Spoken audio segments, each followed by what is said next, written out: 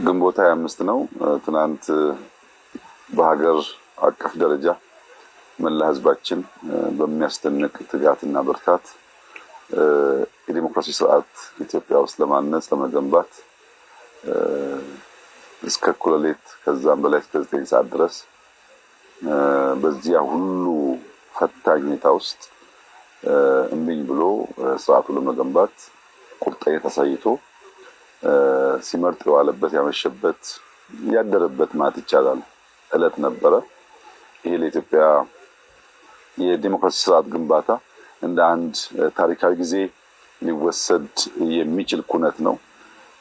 ሰላማዊ መሆኑ ብቻ ሳይሆን ህዝቡ ያሳየው ጥንካሬ፣ ብርዱ፣ አጥሙ፣ አልፎ አልፎ ዝናቡ በድምሩ አስደማሚ ነገር ነው። ይሄ ጉዳይ አያስተኛም። ብዙ ማሰብ፣ ብዙ መበርታት፣ በታመነው ልክ መገኘትን የሚጠይቅ ጉዳይ ነው።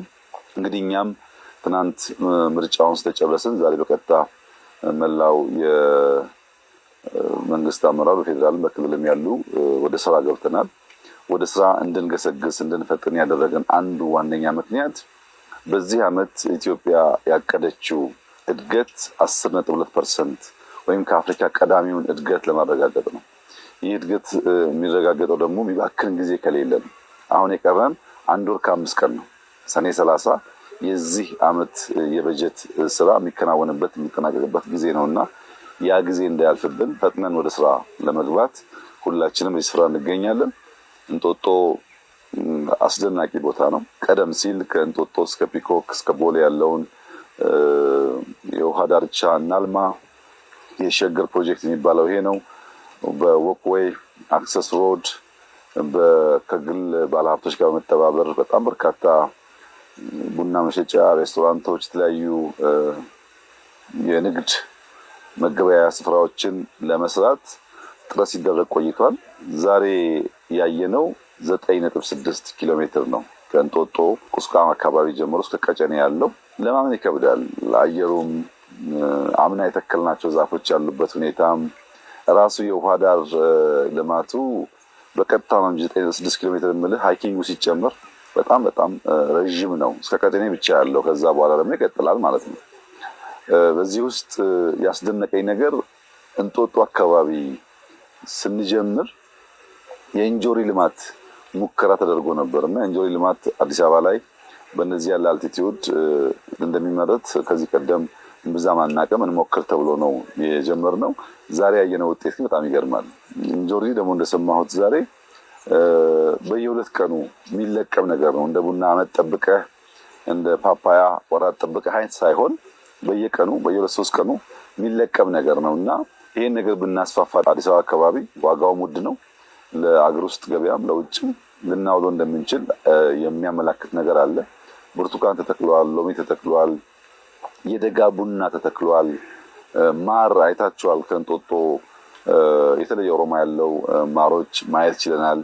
እንደዚህ አይነት የከተማ እርሻን የሚያሳልጡ ምግብ ለማምረት የሚያግዙ ውሃውን ለፍሩት ውሃውን ለኢንዲጂኒየስ ዛፎች ውሃውን ለሚበሉ ነገሮች መጠቀም የምንችልበትን እድል የሚሰጥ ስራ ሆኖ አግኝቼዋለሁ። ባህር ዛፍ በተፈጥሮ በከፍተኛ ደረጃ ውሃ የሚመጥ ስለሆነ ድርቀት ያስከትላል።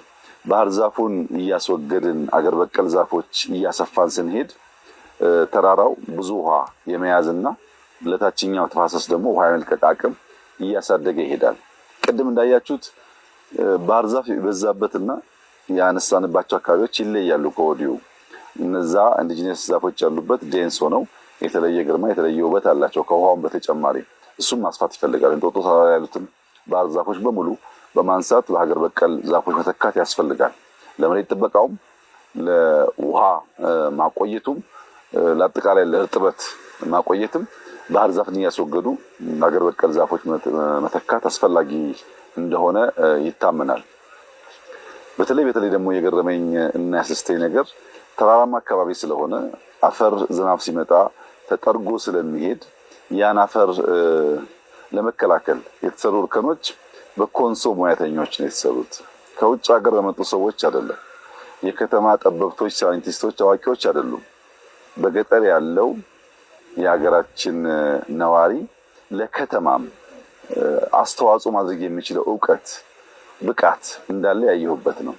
የኮንሶ እጅ ተራራ ላይ የሚሰሩትን የእርከን ስራ በምትመለከትበት ጊዜ በፍጹም ከማሽን ውጪ በዛ ፕሪሲሽን ሰው ይገነባዋል ተብሎ አይታሰብምና ኢትዮጵያ ውስጥ በግራ በቀኝ ስንሄድ የተለያዩ ዕውቀቶች አሉ፣ ብቃቶች አሉ። እነሱም ማስተባበር፣ ማቀናየት የከተማውን ለገጠር የገጠሩን ከተማ ማምጣት ብንችል ምን ያክል ሀገራችንን ማስዋብ፣ መለወጥ፣ ማሳመር እንደምንችል ያየሁበት ነው።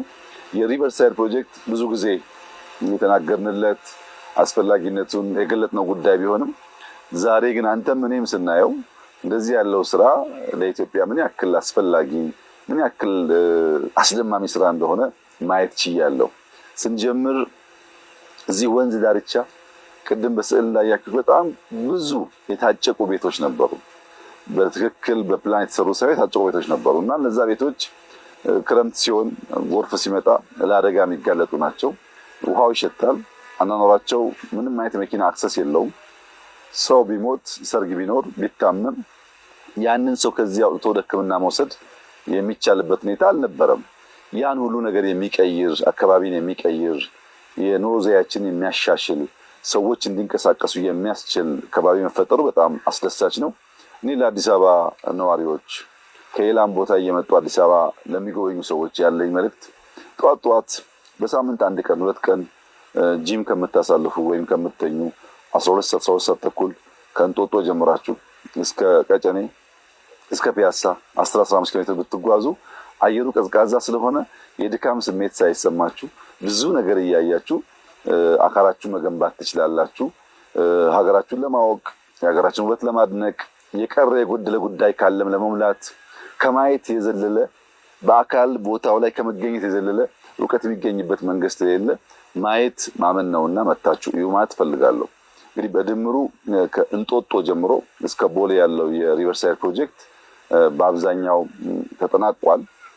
ዛሬ ከምናስመርቀው ውጭ የሚቀሩን ስፍራዎች አሉ።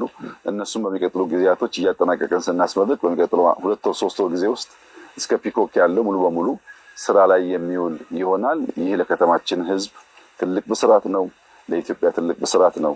ብዙዎች ሞክረውት ከውጭ ኩባንያዎች ጋር ሞክረነው አልሰምር ያለውን ስራ በሀገር በቀል ልጆች በእኛው ወጣቶች በእኛው አርቲስቶች በሚያስደንቅ ሁኔታ የውሃ አካባቢው የሚለውጥ ስራ ተሰርቷል። አሁንም ይበልጥ የማጥራት ውሃውን ወደ መጠጣት ወደ መገልገል የማሸጋገር ስራ ይቀረናል። ተጨማሪ ስራዎች ይቀራሉ። ዛሬ ያየነው ግን አስደማሚ ስራ ነው። እኔ ያለኝ መልእክት እንበርታ፣ እንስራ። ህዝባችን ስራ ይፈልጋል። ሀገራችን ስራ ትፈልጋለች።